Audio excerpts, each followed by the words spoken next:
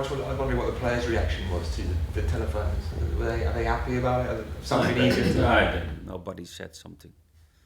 They know it because we started already last season with that exercises. It's not from now or not from last week. We started when we came in as a manager and the technical staff. We start with that kind of exercises. For them, it's no new information. Maybe for you, yes, but for the players, not. For the team, not. Because again, we start already last season in the beginning. Is it easier to persuade them or your kids? Give up the telephone. Both are difficult.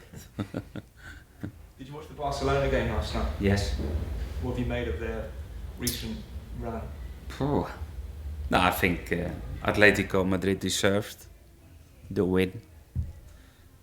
Very defensively strong, aggressive, unlucky with one or two decisions by the referee, and the third bad decision was the penalty for Barcelona. But finally I think they deserve to go on in the tournament more than Barcelona. With only 1 year left on your deal, people inevitably going to link you with Barcelona job possibly. What do you say to those? No, it's not the item at the moment. I don't know.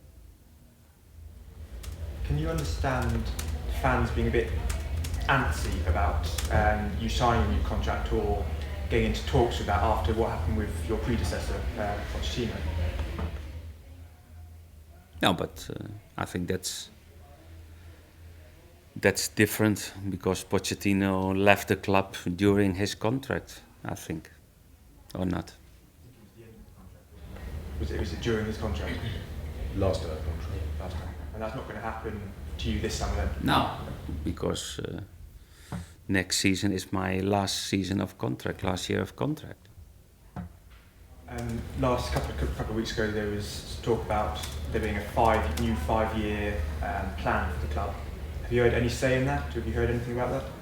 No, we spoke about that 2 weeks ago with the board, how they think about the new 5-year planning for the club, what that means for the first team, what it means for the academy, and what it means for the sponsorship. And of course, we knew already the deal with Under Armour. And that's good to hear because that's important for everybody to know how the club likes to continue and which direction they like to go. The last 5-year plan went quite well, didn't it? It went from sort of League One, I think was the last 5-year plan, ended up in the Premier League. What's the height for the next one? Is it winning the Champions League? Or? No, it's a dream. It's a dream for everybody, but it's more difficult to make now the next step than it was to come in the Premier League. Of course, what's a great effort for the club back in the Premier League and doing well.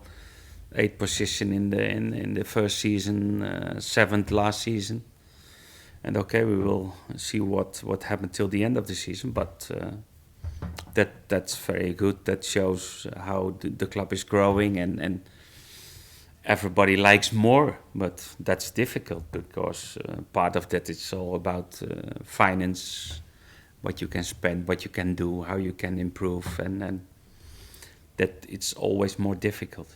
What do you think the next step is for the club? You said it's not far, not much. Yeah, but what the club is showing till now, if I talk about the last 3 seasons, is that Southampton is really a stable Premier League club. And of course we had the chance to play in Europe from last season, and we like to do it again for this season. And maybe the next step is to be part every season in Europe, but that's difficult because you talk about 6 teams in the Premier League